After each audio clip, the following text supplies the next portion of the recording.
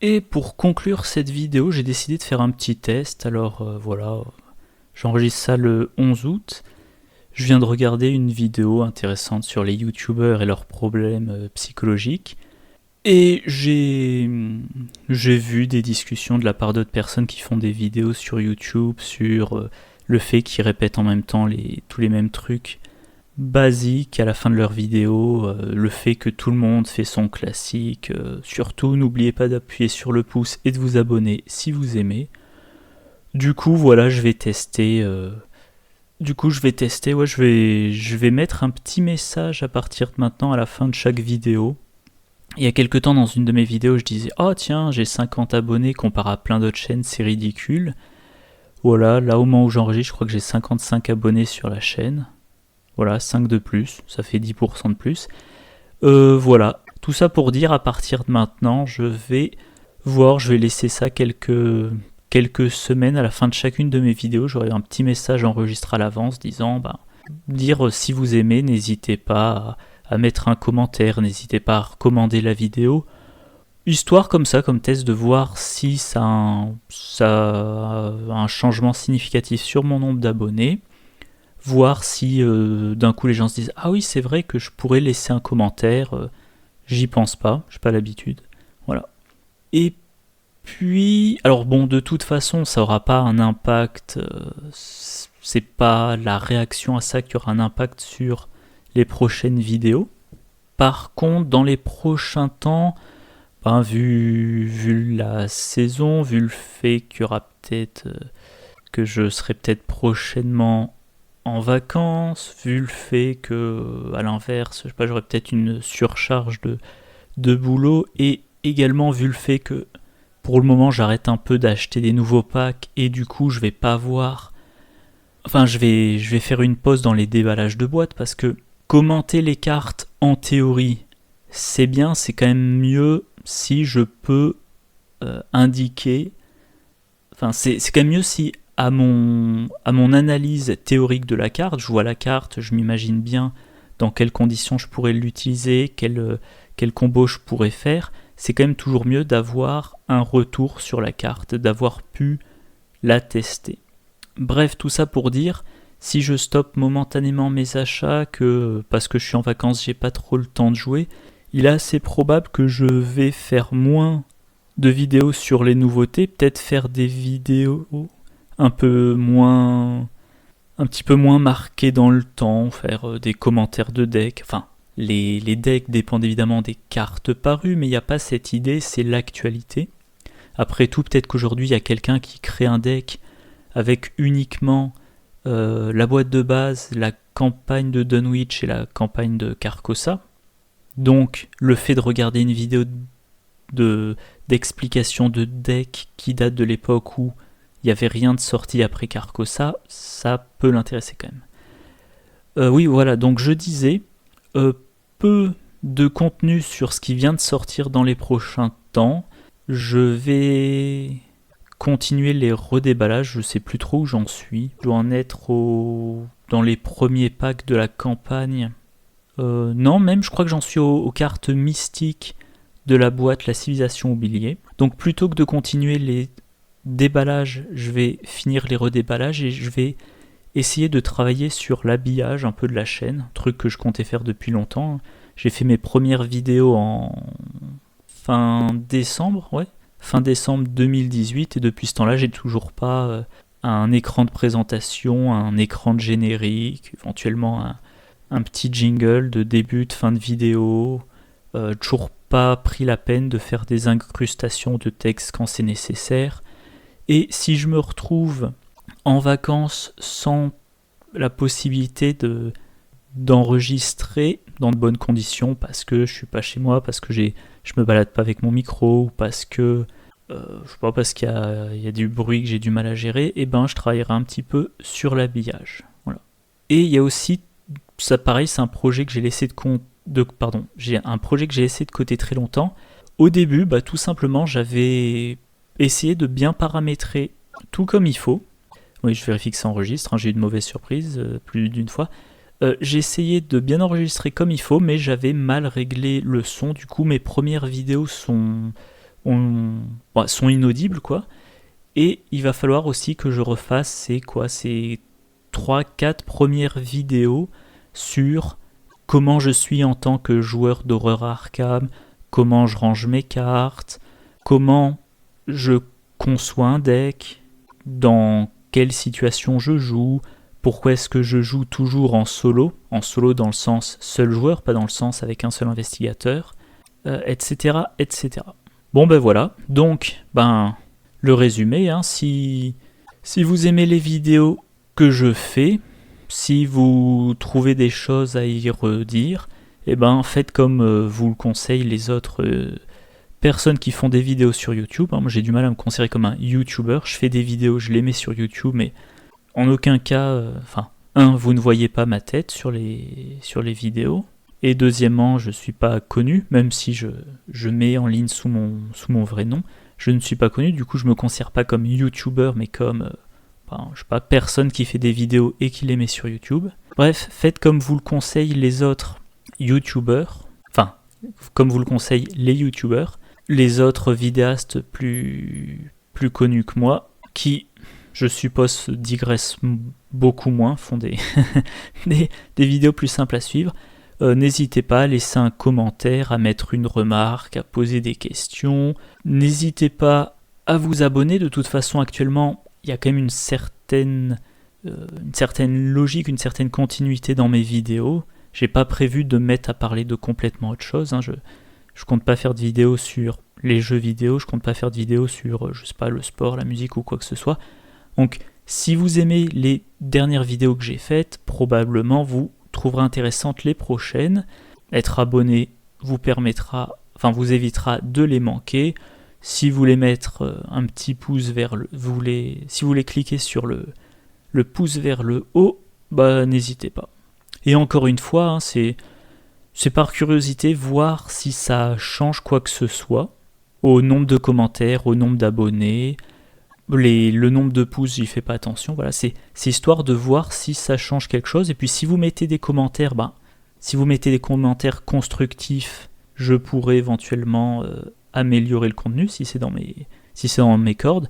Si vous dites, j'aimerais bien voir ta tronche pendant que tu commentes une carte, moi clairement c'est un truc qui m'intéresse pas. Si c'est une remarque du genre, je trouve que le site de deck building en français, dont j'oublie toujours le nom, ArkhamDB, je sais plus trop quoi, est mieux parce que les scans sont en français. Ouais, alors là la raison est assez simple.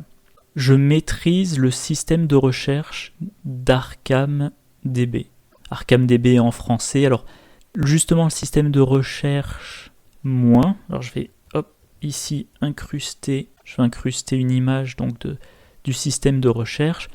Quand vous faites un tri par exemple sur les traits ou sur les traits, vous avez les noms en anglais. Donc vous lancez votre recherche sur le trait que je trouve un truc. Faites une recherche sur le trait bold. Vous avez un résultat, on vous dit il n'y a pas de résultat. Oui, parce que vous cherchez en français. Il ne faut pas rechercher en cliquant sur le trait bold, il faut rechercher, évidemment le nom m'échappe là tout de suite, je crois que c'est audacieux. Voilà, vous faites votre recherche sur le trait audacieux, donc K2. Audacieux, K ça correspond à trait, et vous avez votre réponse. Ce qui a aussi comme conséquence que s'il y a des cartes qui sont sorties déjà en anglais mais pas en français, vous allez rater ça. Donc voilà, si vous me demandez pourquoi j'utilise ArkhamDB et pas le site en français développé par Wells Sulu, son pseudo sur le forum c'est Wells Sulu, mémoire, en un seul mot, je sais pas trop comment il prononce ça, voilà, vous avez cette réponse là parce que je sais bien chercher des cartes ici, sur l'autre je sais pas. Bon, je pourrais apprendre, mais là j'ai une solution qui me plaît bien, j'ai pris cette habitude là. Si vous avez des questions du genre pourquoi je filme jamais de vidéo, de façon générale vous avez remarqué, je ne filme pas. J'ai pas de caméra, j'ai la webcam de mon ordinateur, j'ai un appareil photo qui date, j'ai un téléphone qui date également, donc je n'ai pas de caméra que je qualifierais de caméra de qualité, donc filmer des parties, ce n'est pas prévu dans l'immédiat. Alors c'est quelque chose qui pourrait changer, on ne sait jamais, je pourrais éventuellement investir dans une caméra, mais pour le moment, c'est pas l'ordre du jour. Pourquoi, contrairement à d'autres chaînes, comme par exemple la SDA JCE TV ou la chaîne The Whisperer in Darkness, je ne fais pas de vidéos de partie en utilisant OCTGN, quelque chose comme ça, OCTGN ou OGN, le nom m'échappe. J'avais essayé de m'y intéresser, puis je sais plus, il devait y avoir un problème, j'arrivais pas à l'installer, c'était pas disponible sous Linux, ou alors l'émulateur n'arrivait pas à le faire démarrer, et puis bon, c'est comme pour beaucoup de choses, hein. Moi j'ai mes habitudes sur mon ordinateur, j'ai pas de Windows installé, j'ai pas envie de passer des heures et des heures à faire fonctionner OCGN pour des vidéos de partie. C'est comme pour tout un tas d'autres trucs, si quelqu'un me réglait mon problème, comme ça, me disait voilà, j'ai tout fait, c'est installé, t'as plus qu'à cliquer là, ça marchera. Éventuellement, je m'en soucierai. S'il s'agit de passer des heures et des heures à faire du bricolage, installer des trucs, un nouvel émulateur, comment ça s'appelle ça, un système virtuel Windows, du bricolage sur du bricolage sur du bricolage pour éventuellement arriver à faire des vidéos, j'oublie. Quoi d'autre ? Je suis tout seul. Pourquoi je suis tout seul sur la chaîne ? Tout simplement, je joue en solo, je ne connais personne dans mon entourage qui y joue. Alors, via le forum non officiel, je sais qu'il y a quelques autres joueurs à Strasbourg. C'est vrai que j'avais créé un sujet, je crois, sur le forum, ou alors j'avais dû répondre à un sujet et en créer un autre pour essayer de rencontrer ces joueurs strasbourgeois. Et puis c'est comme plein de choses, hein, on dit ça serait bien qu'on se voit, puis il y en a un qui dit oui, mais moi la semaine prochaine je suis pas disponible, et puis moi la semaine d'après c'est à mon tour de ne pas être disponible, et puis j'oublie, et puis je me dis tiens, il faut que je trouve un bon emplacement, puis j'oublie de chercher, etc. Et puis un jour je me dis mince, ça fait 6 mois que j'ai dit à un type à l'occasion, il faudra qu'on se fasse une partie ensemble, et il ne s'est jamais rien fait. Donc voilà pourquoi je suis seul sur la chaîne, parce que tout simplement je ne saurais pas à qui demander si ça l'intéresse. Et puis si je demandais, il n'y aurait peut-être pas d'intérêt. Ensuite, il y aurait l'aspect technique. Niveau installation, c'est super simple, j'ai mon micro devant moi. Si je me filmais, vous verriez qu'une partie de mon visage parce qu'il y a le filtre anti-pop dans la ligne de mire de la webcam de mon ordinateur. J'ai mon micro, il est branché en USB sur mon ordinateur. Je mets un filtre anti-pop devant le micro pour éviter les pops, tous les bruits, on va dire, d'éclatement, d'explosion quand on fait des je sais pas comment décrire ça, enfin voilà, quand on claque de la langue, voilà, je suis pas un ingénieur du son, je suis pas un spécialiste, mais je pense que voilà, c'est une surpression, ça arrive sur le micro, ça sature, c'est désagréable. Le filtre anti-pop prévient ça, c'est un peu encombrant, voilà. Concrètement, si demain je devais enregistrer avec quelqu'un d'autre, je suppose qu'il me faudra un deuxième micro, deuxième filtre anti-pop, deuxième perche. Il faudrait sûrement, alors au minimum, un deuxième branchement sur l'ordinateur, plus probablement le passage par une table de mixage. Il faudrait que je vois dans Audacity comment enregistrer les deux micros. Il faudrait aussi probablement que je fasse de la modification du son, parce que là actuellement ce qui se passe, c'est que je m'enregistre. Pendant que je m'enregistre, des fois je bafouille, je fais des fois je fais du bruit, sans le vouloir, je donne un coup de genou dans mon bureau, des fois il y a un bruit parasite, ou je sais pas, machinalement je joue avec un truc et ça fait du bruit et après je suis obligé de couper au montage. Mais quand je fais le montage audio, je fais en fait de la découpe. J'ai vu sur YouTube un type qui fait des tutoriels assez sympas. J'essaierai de penser à mettre un lien où il parle bien comment modifier les niveaux, comment donner des impressions métalliques, comment créer des échos, comment avoir un son qui s'atténue sur la fin du podcast, voilà, un truc du genre. Voilà, c'est fini pour aujourd'hui et je vous souhaite une bonne journée. Un truc qui s'atténue, voilà. Tout ça, moi, je ne fais aucun traitement du son.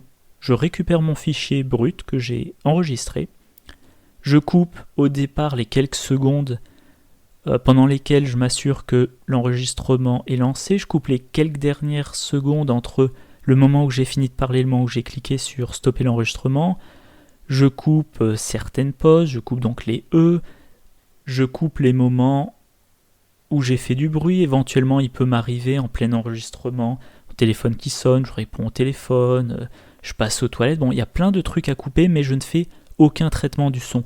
Si j'enregistrais avec quelqu'un d'autre, eh ben c'est probablement, si j'enregistrais avec quelqu'un d'autre, très probablement il faudrait que je fasse du traitement du son, il faudrait que je me dise, bon là je suis à un niveau, on va dire à un niveau 100, lui, comme il a l'habitude de parler beaucoup plus fort, il a un niveau 120, et ben il va falloir que je passe toute sa piste audio par un je sais pas trop quoi, encore une fois j'y connais quasiment rien, faut que je traite toute sa piste audio pour ramener un niveau 100 pour qu'on puisse écouter l'audio ou qu'on regarder la vidéo, hein, si je mets des images par-dessus pour en faire une vidéo, avec un niveau sonore constant entre les deux intervenants. Parce que bon, ça arrive dans certaines vidéos, en tant que spectateur, c'est assez désagréable. Il y en a un premier qui parle, je règle le son de mon ordinateur de sorte à bien l'entendre. Le deuxième parle, c'est beaucoup trop fort, je baisse le son, du coup j'entends plus bien le premier. Voilà. Tout ça pour dire, je suis tout seul parce que, je vois pas qui serait le deuxième, et deuxièmement, s'il y avait un deuxième, ça demanderait très probablement beaucoup plus d'efforts techniques. Alors soit le deuxième il viendrait, il s'occuperait de la technique, soit probablement ça ferait des vidéos toutes pourries. Même si objectivement mes vidéos actuelles sont pas non plus d'une qualité folle, vu que je suis avare en temps d'édition. Aussi un truc tout bête, moi je suis pas à la base joueur de jeux de cartes évolutifs. Sur les forums, dernièrement j'ai rejoint, je crois que j'ai été le premier à rejoindre le forum dédié à Marvel Champions. Donc il y a des gens une poignée de personnes qui ont créé leur présentation et disent « Je suis un grand joueur de jeux de cartes évolutifs depuis des années, je les ai tous faits depuis le jeu machin ou depuis le jeu truc, ça fait 6 ans que je suis dans le jeu de cartes évolutifs, c'est à peu près tout mon temps de jeu, etc. etc. » Moi, non. Je suis avant tout joueur de jeux de société depuis notamment 2014. Ça fait donc 2014, ça fait à peu près 5 ans et demi que je me suis remis aux jeux de société, que je joue pas mal.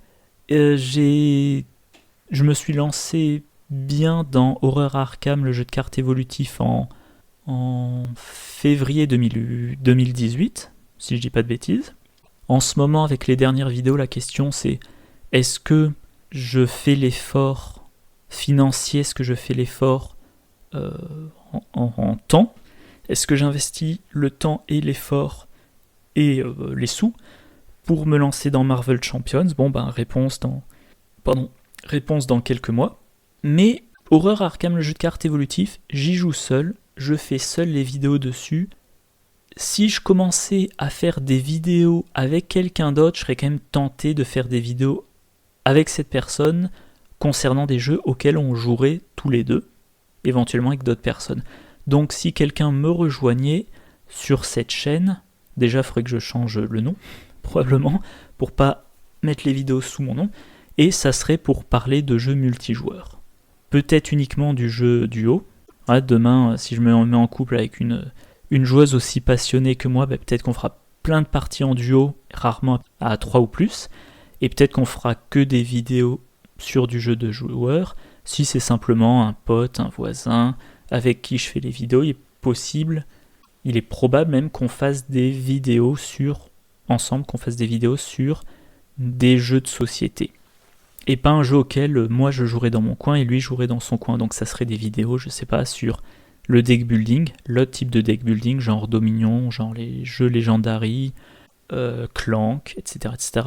Ou sur, des card-driven games, comme 1960 Kennedy contre Nixon, Labyrinthe, The War on Terror, ou Twilight Struggle, ou le tout récent Watergate, ou éventuellement tout un tas d'autres jeux, je sais pas moi, Age of Steam, route, je regarde autour de moi, Brass, les divers jeux de Vital Lacerda, etc. etc. Alors, autre question que vous pourriez me poser si je n'étais pas en train d'y répondre. Je sais pas, j'en vois pas d'autres pour le moment. Ouais, non, j'en vois pas d'autres pour le moment. Bref, j'enregistre, là ça fait 23 minutes. Bon, évidemment, ça fera moins quand j'aurai coupé tous les blancs. Comme je vais mettre ça sur YouTube, je vous mettrai 2-3 images en fond pour égayer tout ça. Parce que quand quelqu'un met une piste audio sur YouTube et qu'il n'y a absolument rien à regarder, je sais pas, je trouve ça toujours bizarre, mais bref. Donc voilà, je mettrai quelques illustrations, je sais pas, une photo de ma boîte avec les cartes rangées, 2-3 copies d'écran où j'explique voilà pourquoi j'aime bien je vais y arriver. Le système de recherche de cartes par trait avec tous les mots-clés. Voilà, V pour le texte d'ambiance, Y pour le nom du cycle, E pour le pack. Si vous voulez chercher quelque chose qui est seulement niveau 3 ou moins, etc. etc. Et voilà. Donc oui, ce que je disais, à la base, j'étais parti pour enregistrer seulement un petit morceau de 30 secondes, peut-être 1 minute, à coller à la fin de chaque vidéo, en disant, si vous avez aimé, n'hésitez pas à commenter, n'hésitez pas à cliquer sur le pouce. Si vous regardez souvent mes vidéos mais que vous n'êtes pas abonné, tant qu'à faire, abonnez-vous, c'est plus simple à retrouver les vidéos dans ces conditions-là. Au final, je vais mettre ça en tant que vidéo à part entière et ensuite j'enregistrerai donc ce fameux petit morceau d'incitation à la participation de la part des spectateurs et je la collerai après les vidéos, à commencer par la prochaine qui, d'après toutes les pages du site ArkhamDB que j'ai enregistrées dans les marque-pages, concernera le père Mathéo de la boîte La Civilisation Oubliée. Voilà. Et c'est la fin de cette vidéo. Je vous souhaite une bonne journée, un bon dimanche. Si je mets ça en ligne rapidement et que vous regardez dans la foulée, on sera encore dimanche. Et notamment sur cette vidéo, n'hésitez pas à commenter, à poser des questions, à donner des questions à mes réponses ou à donner des questions, à poser des questions suite à tout ce que j'ai indiqué dans la vidéo. Voilà. N'hésitez pas à faire toutes vos remarques. N'hésitez pas aussi, ça c'est un truc, par curiosité, moi je suis très mauvais en autopromotion. C'est pour ça que jusqu'à présent, après 50 vidéos, c'est seulement maintenant que je commence à dire tiens, et si moi aussi je faisais comme tous les autres et je disais cliquez sur le pouce et mettez un commentaire. Je suis extrêmement mauvais en autopromotion, donc je fais les vidéos, je les mets en ligne sur YouTube. De temps en temps, je mets un lien sur le compte Twitter associé à mon blog que j'ai plus mis à jour depuis, je dirais, 6 mois. De temps en temps, je pense à mettre le lien sur le forum non officiel. De temps en temps, très rarement, je mets sur Board Game Geek. Éventuellement, je mets sur mon compte Twitter à mon nom le lien. Ou avec mon compte Twitter, je tweete l'adresse d'une page sur laquelle j'ai mis la vidéo.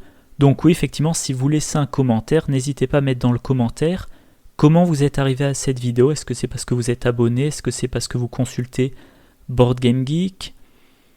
Est-ce que c'est parce que vous allez sur le forum non officiel? Est-ce que c'est parce que, je sais pas, vous m'avez trouvé sur Twitter, etc., etc. Et si vous me dites comment vous êtes arrivé à la vidéo, assez logiquement, ça m'indiquera comment vous pourriez rater ma prochaine vidéo si je ne fais pas l'annonce sur le forum non officiel ou l'annonce sur BGG, etc., etc. Bon voilà, j'ai largement assez parlé. S'il faut, de temps en temps, je ferai d'autres petites vidéos comme ça, sans contenu lié à un jeu, mais avec du contenu plutôt lié à la chaîne. Et en attendant, je vous dis au revoir et bonne journée. Enfin, pardon, je vous dis plutôt dans l'autre sens. Je vous souhaite une bonne journée, une bonne fin de week-end. Et je vous dis au revoir. Et je l'espère, à bientôt. Au revoir.